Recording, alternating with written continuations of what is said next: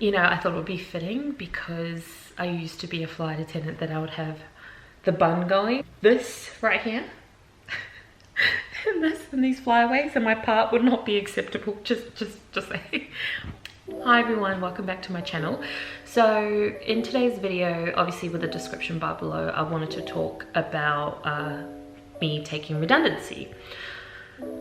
Long story short, I come from the aviation industry. It's basically my first serious job that I had. I started in the industry when I was 21 and exited when I am now 30. When COVID hit at the beginning of the year, I was working at Qantas. I had spent 3 years at Qantas. I first started off as a international long-haul flight attendant with Qantas. I spent 1 year there, then the next year I spent approximately 9 to 10 months working in freight planning. When I was in freight planning, I was offered a permanent role. It was a part-time role, however, and I took it because it was paying me more than I was getting flying long-haul international full-time. So I took the freight planning job, and then I was offered a secondment working in long-haul crewing operations, so as a scheduler. I was under a contract there and I spent an additional year there. Whilst I was there, this whole COVID situation hit.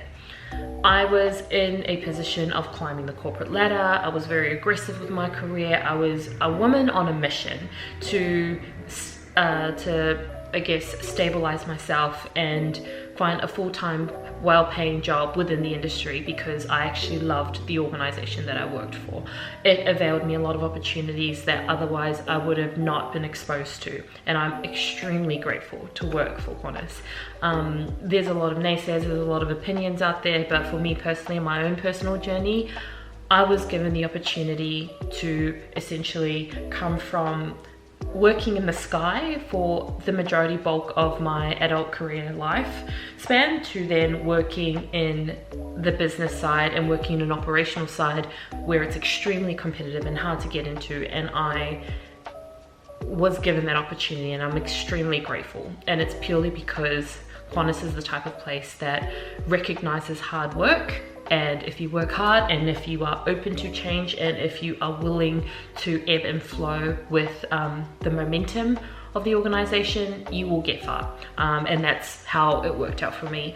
Whilst I was working in operations, my secondment was nearly up for renewal, and it was March, and this is when the whole airline decided to go into, I guess, the reduced mode of standing down majority of our staff. It was a tough pill to swallow because then I was in a position where I thought, okay, everyone is on part-time hours, you're stood up, you're stood down, and my secondment would finish in July. I would then have to go back to freight planning, which is well and good, but the issue is also part-time, and I would be working part-time hours also reduced. So that would mean I would be working approximately 20 hours a month because the workload was shared with the other permanent staff. At that point, around April going into May, I made the decision that I need to find a plan B. Around that time, I decided to look for another job. I applied for multiple roles, approximately about 10-15 jobs maximum one night, and I got the opportunity to work as a public servant, which is where I'm working currently now. I wasn't sure about the job, and obviously it was under probation/contract to see how you perform as an individual first. I approached my manager at Freight because that was my substantive role, and I approached my manager in crewing operations, and I said, you know, this is a situation, what's your advice? And my operations manager basically said, you know what, take leave without pay, we're on reduced numbers at the moment, have a look and see what you think of things, and then if you don't like it, you can always come back to the organization. So I was like, okay, that's great. I approached my freight manager because essentially he's the one that has to sign off on me taking leave without pay. I said, look, you know, the company is offering leave without pay, can I take it up until the end of the year? And he said yes. So I got that all sorted, and I basically walked out of operations and that was the last time I was in the office working. So it was kind of surreal, but it never really processed in my head what was going on, purely because you know, you're kind of in survival mode, and everything that was going on at work, it was tough. I started my current role at the end of June, and I have been in the position for approximately 4 months, and 2 months into the position, an email went out to the group and basically advised us that voluntary redundancies were being offered to my team. So that was within the freight part of the business, and anybody and everybody was welcome to put their hand up if they were interested. I thought about it long and hard, and multiple reasons I took it. One was I was in a much more privileged position to be working full-time at the moment during a situation where a lot of my friends have lost their jobs. I was also thinking about the opportunity to take the voluntary redundancy, which will go towards saving towards buying my investment property, and I couldn't fathom going back to working part-time as a 30-year-old. It was just, you know, I'm not in a position at the moment where I can live off 20 hours a month, and therefore I made that decision to take the redundancy. I had a lot of conversations with a lot of friends that I worked with, and you know, they said, hit the ground running, keep going, don't give up. And I personally just refused to be beaten. I just refused to allow a pandemic to get in the way of my goal. It's crazy to me to step back and think about me working 3 years for an organization. I learned so much. I felt like I lived 9 lives, you know, and to say that I worked for a company 3 years and had 3 very different careers, it's incredible. Not many people can work for one organization and say that they worked in the sky. You know, they got paid to travel and see the world and be in South Africa and be in San Francisco and be in Hong Kong and be in Singapore and be in New Zealand. You know, I'm getting paid to go home and see my friends back in New Zealand and then come back, you know, and then not have to pay full fare to fly around the world on my downtime because, you know, you work for an airline, and I'll be on board and I'll see all my friends and they'll be like, oh yeah, do you want this, do you want this, do you want this? It's just a great experience, and if you ever get the opportunity, I highly recommend you fly. If you are not afraid of flying, if you are young, free, single, just do it. It's so much fun. And then to go from there to then working in the freight department. Freight was never on my radar. I'll be very honest with you, it was never on my radar, but it was my first introduction to an operational type of job, a planning type of job, and I was able to utilize my customer service skills to create rapport and friendships with our clients. That job taught me the importance of being thorough, being very thorough with your work. There is no brushing past things, because if you make one little bitty mistake, you will know about it. The whole department will know about it. That big bosses will know about your mistakes. So it was very important to be precise and be efficient, as well as be thorough and make sure that anything and everything was double checked and triple checked. And I made the best friends I could of working at Freight. The loveliest people I have ever met in my life, and probably the best in terms of work family that I will ever have, ever. I worked with people who treated you like family. But working in freight was the best time, and it was such a chill job, but at the same time, I learned so much. I also learned how to use a computer, because your girl hadn't really been in front of a computer working an office role, you know, and I was very slow, and I learned to touch type a lot better and be more proficient, and I got my work double checked and triple checked just to make sure. I made some stuff ups, I'm not gonna lie to you, and I'm not talking about itty bitty stuff ups. I'm talking like when you make a mistake working in freight, it's not funny.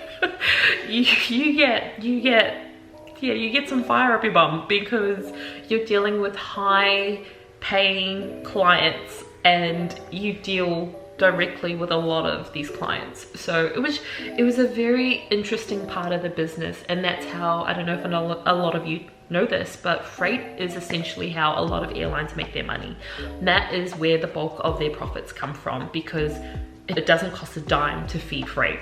You don't need flight attendants to make sure that they're safe. That's why freight was very important to Qantas.